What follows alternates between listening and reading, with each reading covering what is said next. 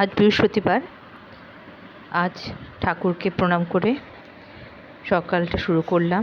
রান্না করে চলে গেলাম, দেখলাম মার তেঁতো চচ্চড়ি পোস্ত দিয়ে হয়ে গেছে। খুব সুন্দর টেস্টি খাবার, আমার খুব ভালো লাগে। আর একদিকে ভাজা বসিয়ে দিয়েছে, কাঁকরোল ভাজা। ভাতও হয়ে গেছে। এদিকে আমার চা খাওয়া হয়ে গেল। তারপর রান্নাঘরে ঢুকে কাঁকরোল ভাজাটা আমিও ভেজে নিলাম। মা আলু সেদ্ধ করে রেখেছে, আর এদিকে পটল ভাজছি আমি। এদিকে আজকে এই ডাল ভাজা এগুলো দিয়ে খাওয়া হবে, তাই মা ডালটা ধনেপাতা দিয়ে করেছে, রাঁধুনি ফোড়ন দিয়ে। খুব সুন্দর লাগে এটা খেতে।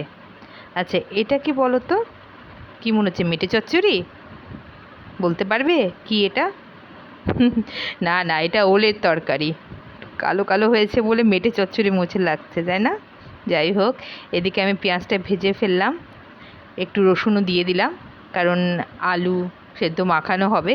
আমার এইভাবে খেতে খুব দারুণ লাগে। কার কার ভালো লাগে একটু বলো তো। তার মধ্যে একটু টমেটো কুচি দিয়ে দিলাম। তারপর আলু সেদ্ধটা দিয়ে ভালো করে এটাকে নাড়া হবে। নেড়ে তাতে নুন দেবো পরিমাণ মতো। লঙ্কা দেওয়ার আগে উঠিয়ে রাখবো মেয়ের জন্য, পরিমাণ মতো নুন দিয়ে দিচ্ছি। দিয়ে উঠিয়ে রেখে আমাদেরটা একটু ধনেপাতা দিয়ে নেড়ে চেড়ে নেব। খুব সুন্দর লাগবে খেতে, দারুণ টেস্টি হয়। একটু ধনের গন্ধতে আরও ভালো লাগে। এসব কাজ সেরে, রান্নাঘরে কাজ সেরে একটু ছাদে চলে গেলাম আজ।